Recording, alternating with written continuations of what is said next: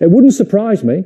It wouldn't stun me if Everton took the point off Man United. I don't think they've got enough to beat them, but it's all dependent on the atmosphere at Goodison. Just Leroy, I mean, a lot of focus on Frank Lampard, and we can almost part that conversation to a degree. But what can he do about individual errors, just like that one with Ben Godfrey there? Absolutely, there's not a lot he can do. And I've been looking at Godfrey, and I've been saying to you, you look at the goals that Everton concede, and Ben Godfrey's around it a lot. His fingerprints usually all over it, and there's no disrespect to him, but I just think he needs a real dominant character to next to him. And in the previous week against West Ham, individual mistakes.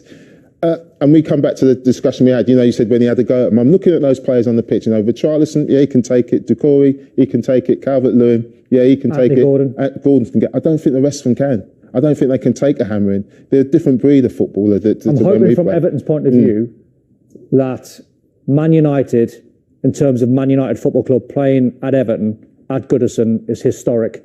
And a manager never needs to do a team talk. Frank won't need to do a team talk. And I'm hoping this is the game where Calvert-Lewin finds something, because he had nothing in the Burnley game. Really interesting the point you make, Leroy, there about the sort of character, the DNA. Mm-hmm. That one thing I've always attributed to Everton and its players was heart and spirit and endeavour and fight. And even where they may have lacked natural skill or ability, without being disrespectful, they always gave from back to front 100% effort. I would suggest, I was watching that game, I thought there were two poor sides, in all honesty. And they had all that heart, endeavour, desire, not enough ability. Just not good enough. And that's not their fault. And not just good enough yet. Let's be fair. John Joe Kenny has come in at full-back, and he's not. I don't think he's ready. Holgate playing centre midfield. I mean, he's a centre half playing in centre midfield, and it's difficult at centre half.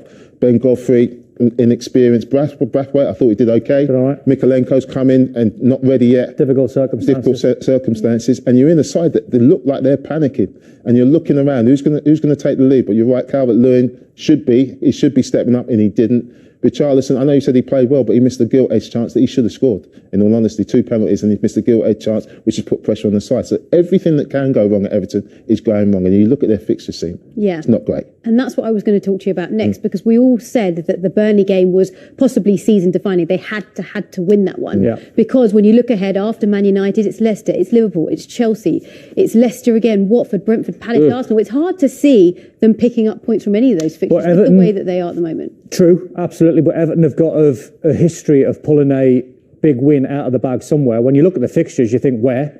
It's impossible. But it would not surprise me, because Man United season's done. I think a lot of the Man United players are waiting for the end of the season to find out if their positions are secure or who the new manager's going to be. So you're not going to see a full tilt Man United.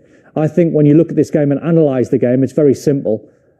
If you score the first goal and you get it for Man United against Everton, Everton will crumble and United will win. If Everton get the first goal and Goodison's rocking, they can get something out of the game. Park all of those fixtures just for now.